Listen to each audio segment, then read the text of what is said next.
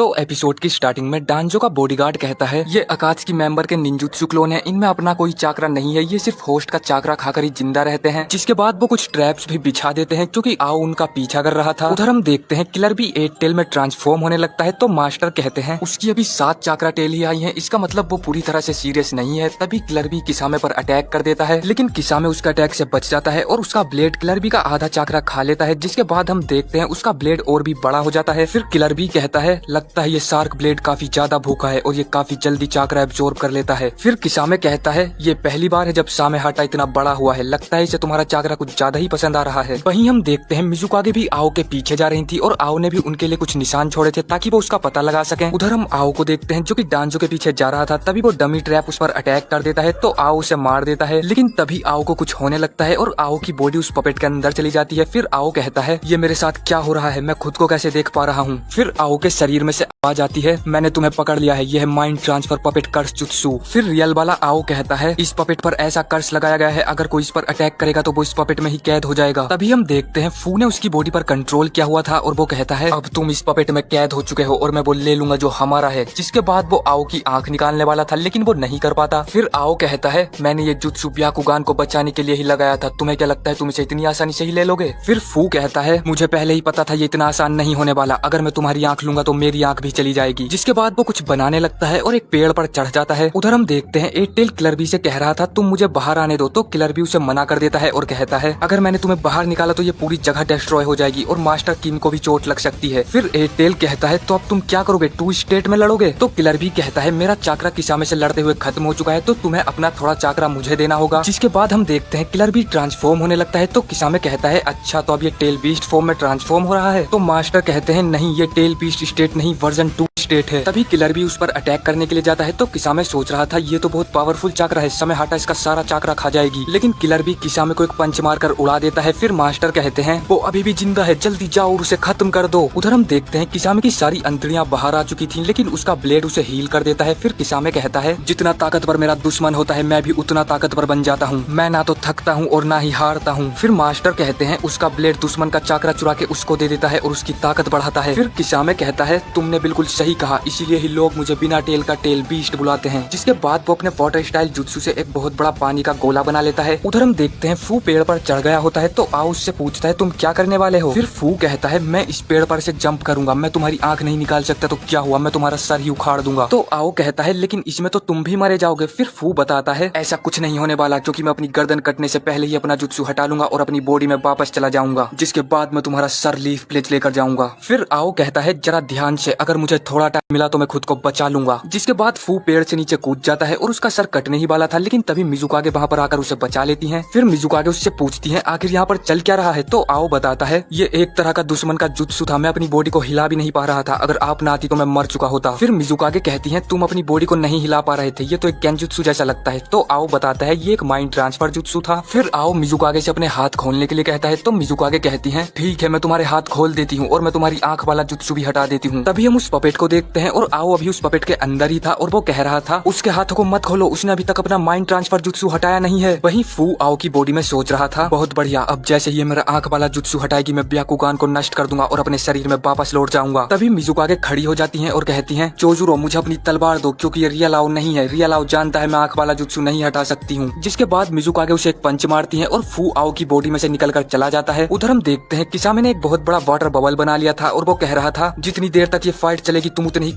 कमजोर होते जाओगे और मैं उतना ही ताकतवर हो जाऊंगा। फिर मास्टर कहते हैं किलर बी तुम्हें उसका ब्लेड उससे अलग करना होगा, वही उसे ताकतवर बना रहा है। तभी हम देखते हैं किसामे अपने ब्लेड के साथ जुड़ जाता है और एक शार्क बन जाता है। जिसके बाद किलर बी ट्रांसफॉर्म होकर मास्टर और उस रकून को वाटर बलून से बाहर ले जाने लगता है क्योंकि वो सांस नहीं ले पा रहे थे, लेकिन किलर बी को उस वाटर बलून का एंड ही नहीं मिल रहा था। तो 8 टेल कहता है जरा ध्यान से देखो ये वाटर बलून किसामे के साथ मूव कर रहा है, तुम इसमें ऐसे ही घूमते रहोगे और वो तुम्हें पकड़कर मार देगा। फिर किलर बी पूछता है मुझे क्या करना चाहिए। तो 8 टेल बताता है इन दोनों को यहीं छोड़कर दूसरी डायरेक्शन में जाओ, जिसके बाद किसामे तुम्हारे पीछे आएगा और ये दोनों बच जाएंगे। जिसके बाद किलर भी उन्हें वहीं छोड़कर जाने लगता है, लेकिन किसामे उसके मास्टर पर ही अटैक कर देता है। तो किलर भी ये देखकर उन्हें बचाने आता है, लेकिन किसामे किलर भी को पकड़ लेता है। जिसके बाद किसामे उसे लेकर दूसरी तरफ जाने लगता है और वो दोनों बच जाते हैं, लेकिन हम देखते हैं किलर भी की ऑक्सीजन खत्म हो जाती है। तो 8 टेल कहता है तुम इससे नहीं जीत सकते हो, यहाँ से निकल लेने में ही भलाई है। फिर किलर भी अपनी स्मोक स्क्रीन का यूज करता है और वहाँ से भागने लग जाता है, लेकिन किसामे उसके चाकरा को सेंस कर पा रहा था और वो उसे मारने लगता है। तभी वो वाटर बलून भी वहाँ से गायब हो जाता है है और हम देखते हैं जमीन पर पड़ा हुआ था। फिर किसामे उसके पास आता है और वो अपने ब्लेड को खुद से अलग करके कहता है, अगर तुम जागने के बाद 8 टेल में ट्रांसफॉर्म हुए तो काफी दिक्कत हो सकती है, इसलिए मैं तुम्हारी टांगे पहले ही काट देता हूँ। जिसके बाद वो किलर बी की टांगे काटने ही वाला था, लेकिन तभी समय हाटा रुक जाती है और वो किसामे पर ही अटैक करने लगती है। फिर किसामे कहता है, तुम्हें उसका चाकरा इतना पसंद आया कि तुम उसकी मदद करने लगी। जिसके बाद वो समय हाटा को एक लात मार देता है। फिर किसामे कहता है, चलो तो ठीक है, तुम मेरा हथियार रख लो और मैं तुम्हारा रख लेता हूँ। जिसके बाद वो किलर बी की स्वॉर्ड उठाकर उसकी टांगे काटने लगता है, लेकिन किलर बी उसकी तरफ एक पेंसिल फेंक कर मारता है और किसामे उससे बाल बाल बच जाता है। जिसके बाद किसामे दोबारा उस पर अटैक करने ही वाला था, लेकिन तभी रायकागे वहाँ पर आकर उसकी तलवार को काट देते हैं। फिर सी कहता है, किलर बी हमें माफ करना, हम थोड़ा लेट हो गए। तो किसामे उनसे पूछता है, आखिर तुमने हमें ढूंढा कैसे? फिर सी कहता है, इतने बड़े वाटर बबल को कोई अंधा भी देख सकता था और वैसे भी मैं 8 टेल का चाकरा सेंस कर सकता हूँ। फिर हम देखते हैं समय हाटा किलर बी को चाकरा दे देती है और रायकागे कहते हैं, क्या तुम तैयार हो? तो किलर बी कहता है, बिल्कुल मेरे भाई। जिसके बाद वो दोनों किसामे पर अटैक कर देते हैं और उसकी गर्दन उखाड़ देते हैं। फिर किसामे कहता है, अब तो मुझे ये मानना ही पड़ेगा, तुम दोनों काफी तेज हो। जिसके बाद वो जमीन पर गिर जाता है। फिर हम देखते हैं रायकागे किलर बी को पकड़कर पूछने लगते हैं, तुम मुझे बिना बताए कहाँ चले गए थे? और ये एपिसोड यहीं पर खत्म हो जाता है। तो